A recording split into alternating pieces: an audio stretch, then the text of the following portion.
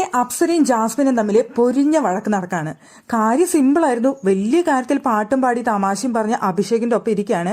ആ സമയത്ത് ഇവിടെ ഉണ്ടാവുന്ന കാര്യങ്ങൾ പലതും വൈറലാവും എന്ന് പറഞ്ഞു തുടങ്ങിയൊരു കാര്യമാണ്. അപ്പോൾ അവിടെ ജാസ്മിൻ പറയുന്നുണ്ട്, ലാസ്റ്റ് കഴിഞ്ഞ ദിവസം നടന്ന ആ ടാസ്കിൽ അഭിഷേക് എന്നെ പുറത്ത് തള്ളിയിട്ടത്, എന്നെ എടുത്ത് മറച്ചിട്ടത്, അത് വൈറലാവും എന്തായാലും എന്ന് അഭിഷേക് പറയുന്നുണ്ട്. ആ സമയത്ത് ജാസ്മിൻ പറയുന്നുണ്ട്, എനിക്കതല്ല വിഷമം, ഇവിടെ ഒരാൾ പോലും അത് കണ്ടിട്ട്, എന്നെ എടുത്തെറിഞ്ഞത് കണ്ടിട്ട് ഒരാൾ പോലും പ്രതികരിച്ചില്ല, അതാണ് എനിക്ക് തോന്നിയ ഒരു കാര്യമെന്ന് ജാസ്മിൻ അവിടെ പറഞ്ഞു. അപ്പം അവിടെ നിന്ന് അപ്സര തുടങ്ങി. അപ്സര പറഞ്ഞു, അങ്ങനെ നീ പറയരുത്, ഇവിടെ എന്തൊക്കെ പ്രശ്നങ്ങൾ ഉണ്ടായാലും, പ്രത്യേകിച്ച് എനിക്ക് എന്തൊക്കെ പ്രശ്നങ്ങൾ ഉണ്ടായാലും ഇവിടെയുള്ള ഒരാളും ഒരു കാര്യത്തിലും ഇടപെടാറില്ല എന്ന് അവിടെ അപ്സര പറഞ്ഞു. അപ്പൊ ജാസ്മിൻ പറഞ്ഞു, അങ്ങനെ ചേച്ചി പറയരുത്. ഇപ്പോൾ ചേച്ചിയുടെ ഏതെങ്കിലും വഴക്കുകളൊക്കെ ഉണ്ടായി കഴിഞ്ഞ് ഞാൻ പലരും ഇടപെടുന്നത് കണ്ടിട്ടുണ്ട്. ശരണ്യേച്ചി ഇടപെട്ടിട്ടുണ്ട്, റസ്മിൻ ഇടപെട്ടിട്ടുണ്ട്, ഞാനുണ്ട്, ഗബ്രിയുണ്ട്, പലരും ഇടപെട്ടിട്ട് ഞാൻ കണ്ടിട്ടുണ്ട് എന്ന് പറഞ്ഞു ജാസ്മിൻ. അത് അപ്സരയ്ക്ക് പറ്റിയില്ല. അപ്സര പറഞ്ഞ് ആരിടപെട്ടിട്ടുണ്ടെന്നാണ് പറയുന്നത്, ഇവിടെ ഒരാൾ പോലും എൻ്റെ ഒരു വഴക്കിൽ ഇടപെട്ടിട്ടില്ല. ഞാനും ഋഷിയും തമ്മിൽ 2 തവണ അത്രയും ഗംഭീരമായ വഴക്ക് നടന്നിട്ട് പോലും ഒരാൾ പോലും എൻ്റെ അടുത്ത് ഭാഗത്ത് വന്ന് നിൽക്കുകയോ സംസാരിക്കുകയോ എനിക്ക് വേണ്ടി നിൽക്കുകയോ ഒന്നും ചെയ്തില്ല എന്ന് അവിടെ അപ്സര.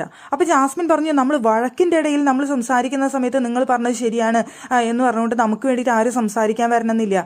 നമ്മുടെ അടുത്ത് വരും, വന്നിട്ട് മിണ്ടാതെ നിൽക്ക് എന്ന് പറഞ്ഞുകൊണ്ട് പിടിച്ചു മാറ്റാനും പിടിച്ചിരുത്താനും, ഋഷിയുടെ അടുത്താണെങ്കിലും മിണ്ടാതിരിക്കുക, അല്ലെങ്കിൽ ചേച്ചിയുടെ അടുത്താണെങ്കിലും മിണ്ടാതിരിക്കുക എന്ന് പറഞ്ഞുകൊണ്ട് പിടിച്ചു മാറ്റാനൊക്കെ വരില്ലേ, അത്രയും ഞാൻ ഉദ്ദേശിച്ചുള്ളൂ എന്നാണ് ജാസ്മിൻ. പക്ഷേ അവിടെ അപ്സര പറയുന്നത്, അങ്ങനെ വന്നിട്ട് എന്ത് കാര്യം, അങ്ങനെ പോലും എൻ്റെ അടുത്തേക്ക് ആരും വന്നിട്ടില്ല എന്നാണ് ഞാൻ മനസ്സിലാക്കുന്നത്. ജാസ്മിനും ഗബ്രിയും എപ്പോൾ എൻ്റെ അടുത്തേക്ക് വന്നു എന്ന് ചോദിച്ചുകൊണ്ടായി അപ്സര. അവസാനം അഭിഷേക് അവിടെ നിന്ന് എഴുന്നേറ്റ് പോയി. കാര്യം വഷളാവുന്നു എന്ന് തോന്നിയ സമയത്ത് ഈ ഒരു കാര്യത്തിനാണ് അവർ തമ്മിൽ ഇപ്പോൾ ഉഗ്രം വഴക്ക് നടന്നുകൊണ്ടിരിക്കുന്നത്. അപ്സര എന്തിനാണ് ഇങ്ങനെ നുണ പറയുന്നത് എന്നാണ് ജാസ്മിൻ്റെ ചോദ്യം.